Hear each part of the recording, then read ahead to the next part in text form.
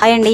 మామిడికాయ పప్పు అయితే నేను ఈసారి ఇలా చేశానన్నమాట. మామిడికాయ పప్పు ఏంది మాకు రాదా అనుకునే వాళ్ళు ఉంటారు. కాదండి, ఒకసారి అయితే ఈ వీడియో పూర్తిగా చూడండి. మామిడికాయ అంటే ఎండిపోయినటివి ఉప్పులో వేసి మనం ఎండబెట్టుకుంటాం కదండి. ఆ మామిడికాయ ఉప్పులు కొంతమంది అయితే నల్లగా అయిపోయినవి పడేసేస్తూ ఉంటారు. అలా మనం స్టోరేజ్ చేసుకుంటాం కదా, ఫ్రిడ్జ్ లో పెట్టుకుని బాగుంటుంది, నలుపు రాదు. బయట పెట్టేసి దానివల్ల పడేస్తూ ఉంటారు చాలా మంది. ఫ్రిడ్జ్ లో అయితే పెట్టుకొని ఉండాలి. మనము మే నెలలో ఆ మధ్యలో వాన వచ్చింది కదా, అప్పుడు రాలిపోయిన మామిడికాయలు, బెంగళూరు కాయలు అనమాట. అప్పుడు తెచ్చుకొని వేసాను నేను. కొన్ని కాయలు అయితే ఉప్పులో ఊరబెట్టి ఎండకేసాను, కొన్ని అయితే మా ఆవకాయ, తురుము పచ్చడి ఇలాంటివి అయితే చేసుకున్నానండి. సరే, అవి ఎండబెట్టుకొని ఇంకా మనం ఒక రోజు ఈ సీజన్ లేనప్పుడు మనకు ఫ్రిడ్జ్ లో ఉండేటివి మనం ఎత్తుకొని ఆ ఒక్కులన్నీ ఎండిపోయి ఉంటాయి కదా, అవి పెట్టుకొని ఉన్నాను.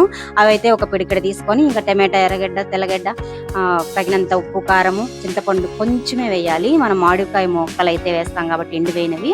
ఒక వంకాయ అయితే వేసాను అనమాట. చాలా బాగుంటుందండి. ఒక 2 విజిల్ 3 విజిల్ పెట్టేసి ఈ విధంగా పప్పు అలాగా మెత్తగా అయిపోతుంది. రుద్దేసి వడి మేసేసి మనమైతే ఇంకా తిరగబా చేసేస్తాం అనుకోండి, ఇంకా అద్దరిపోతుంది అనమాట. మగోళ్ళు అయితే ఇంకా ఇష్టంగా తినేస్తారు పులుసునైతే. మామిడికాయ లేకుండా మామిడికాయ పప్పు అనమాట, కనబడదు, రుద్దేస్తాం కాబట్టి అంత బాగుంటుంది టేస్ట్ అయితే. ఒకసారి ఇలా ట్రై చేసి చూడండి, చాలా బాగుంటుంది. నేనైతే ఈ విధంగా చేశాను. అదే అనుకుంటారు కదా చాలా మంది, ఈ మామిడికాయ పప్పు మనకు రాదని మర్చిపోతూ ఉంటాం. మన దగ్గర ఉన్నా కూడా ఏదో నా వీడియో అంత దూరం చేరిందంటే వాళ్ళైతే తప్పకుండా మామిడికాయ పప్పు అయితే చేసుకోండి. చాలా బాగా కుదిరింది, చాలా బాగుంటుంది. నచ్చితే లైక్, షేర్.